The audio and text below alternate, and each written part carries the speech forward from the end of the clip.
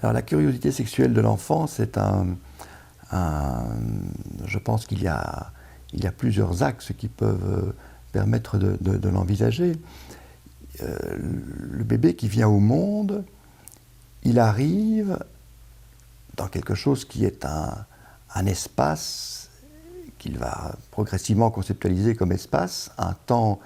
qui au départ est quelque chose qui lui aussi est très très éloigné du temps chronologique que nous connaissons en tant qu'adulte. Et donc le bébé est quand même confronté à l'expérience de l'inconnu. Alors bien sûr, l'inconnu du bébé n'est pas l'inconnu de l'adulte. L'inconnu du bébé est, très heureusement pour lui, limité par l'espace restreint dans lequel il évolue et le nombre relativement restreint d'expériences sensorielles qu'il peut faire, vu le fait que l'environnement prend quand même bien soin à le protéger et à exercer de manière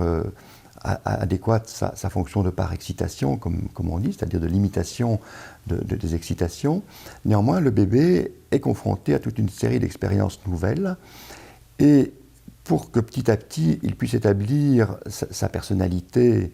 en construction, un des éléments très très importants, c'est qu'il puisse se vivre dans une sécurité suffisante. Et une des conditions de l'établissement de la sécurité,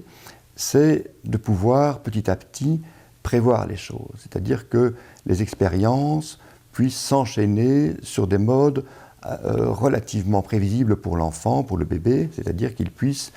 petit à petit se dire que après une expérience X risque très fort d'arriver une expérience Y. Et donc c'est comme ça qu'une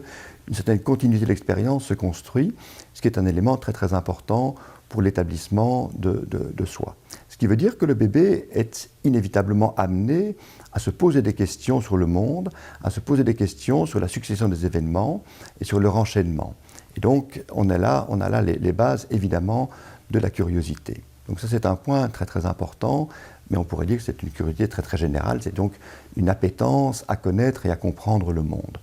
Et puis évidemment, il y a dans ce monde ces adultes très très importants qui vont s'occuper du bébé, la mère, le père, la grand-mère, l'environnement, etc. Tout cet environnement adulte qui est dans un monde qui n'est pas celui du bébé, qui est dans un monde de signification, un monde de culture, un monde où notamment ce qui se véhicule beaucoup, c'est toute une série de significations, de messages à connotation sexuelle. Et donc quand des parents s'occupent d'un bébé, et puis bien sûr ils s'occupent du bébé en tant que c'est un bébé, donc avec des modes de communication qui lui sont adaptés, mais en même temps ce sont des adultes avec tout leur vécu différents en termes de niveau de conception, de sens, de signification, et dans lesquels il y a notamment aussi leur sexualité adulte. C'est-à-dire que quand on s'occupe d'un bébé, eh bien on s'occupe d'un bébé bien sûr en tenant compte du fait que c'est un bébé, mais en même temps également avec sa sensibilité adulte qui intègre la sexualité qui est celle des adultes. Ce qui veut dire que les bébés, inévitablement, quand les adultes s'occupent d'eux, sont confrontés à une série de messages dans lesquels il y a une part qui leur échappe complètement. Et cette part est pour en tout cas une série d'aspects liés à quelque chose qui est cet inconnu de l'adulte, qui est quelque chose qui véhicule des messages sexuels qui bien sûr ne sont pas compris comme tels par l'enfant, par le petit enfant, mais qui petit à petit ouvre un espace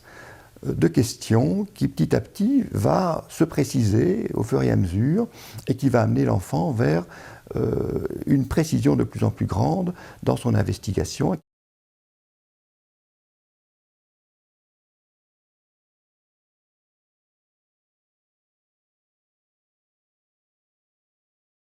L'autre élément, bien sûr, c'est que lui-même vit des expériences au niveau de son propre corps, qui lui posent question et qui vont également l'amener, alors là, en fonction de son propre développement pulsionnel et d'expérience, à investiguer au niveau de son propre corps et au niveau du corps